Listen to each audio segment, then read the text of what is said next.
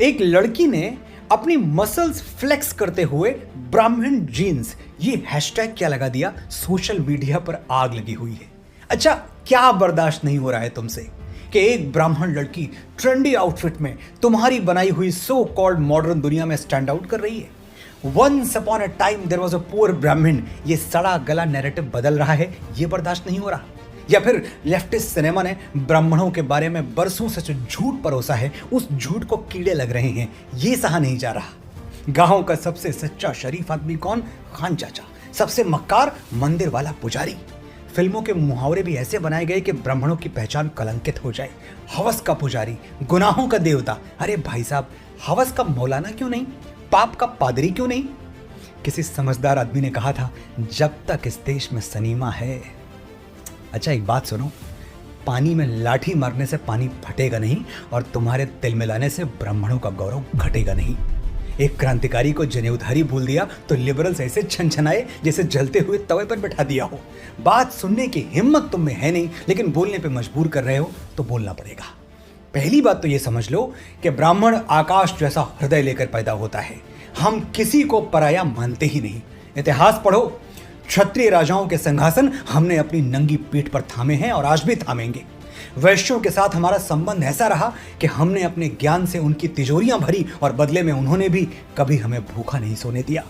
जिनको तुम दलित कहते हो, हमने ऐसे रीति रिवाज बनाए कि उनके घर का चूल्हा हमेशा जलता रहे। डेस्टिनेशन वेडिंग तो बहुत अटेंड की होंगी तुमने। एक बार भारत की अंतरात्मा में उतरो, किसी गांव में जाओ, वहां कोई शादी ब्याह होते हुए देखो, दुल्हन के पैरों में महावर लगती है और यह महावर कोई ब्यूटी पार्लर से आके नहीं लगा सकता। ब्राह्मणों के बनाए हुए रीति रिवाजों के अनुसार महावर नाउन ही लगा सकती है। नाउन यानी नाई की पत्नी। दुल्हन को मंडप में भी नाउन बिठाती है।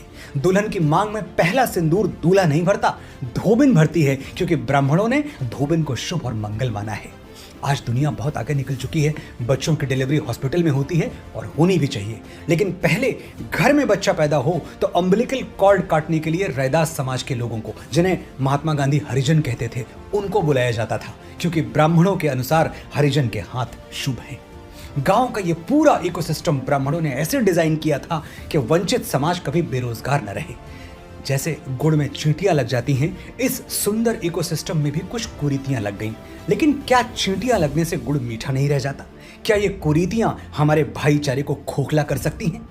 लिबरल्स के बहकावे में मत आओ। ब्राह्मण भारतवर्ष का मस्तक है, इस मस्तक पर तिलक चमकता रहे, ये देश की हर जाति और हर संप्रदाय का कर्तव्य है। जिस दिन इस देश से ब्राह्मणत्व समाप्त हुआ, उसी दिन हमारे पराधीन और पद्दलित होने की उल्टी गिनती शुरू हो जाएगी। और ब्राह्मण जीन्स सिर्फ मुझ में नहीं, तुम में भी हैं। अगर किसी ब्राह्मण टीचर ने तुम्हें पढ़ाया है, कभी किसी अटल बिहारी की कविता सुन के तुम्हारे अंदर राष्ट्र प्रेम जगा है, कभी बाबा तुलसी की मानस में सीता हरण का प्रसंग पढ़ के रोए हो, तो भावना की, ज्ञान की और देश प्रेम की वो जीन्स ही ब्राह्मण जीन्स हैं। अगर ब्राह्मण कुल में जन्म लिया है तो गर्व से कहो, मैं ब्राह्मण हूं और मेरे अंदर ब्राह्मण जीन्स हैं। और अगर किसी दूसरे गौरवशाली कुल में जन्मे हो तो भी विनम्रता से कहो कि मेरे जीवन पर ब्राह्मणत्व का उपकार है और मेरे अंदर भी ज्ञान और भावना रूपी ब्राह्मण जीन्स मौजूद हैं। जय हिंद, जय भारत, जय ब्राह्मण।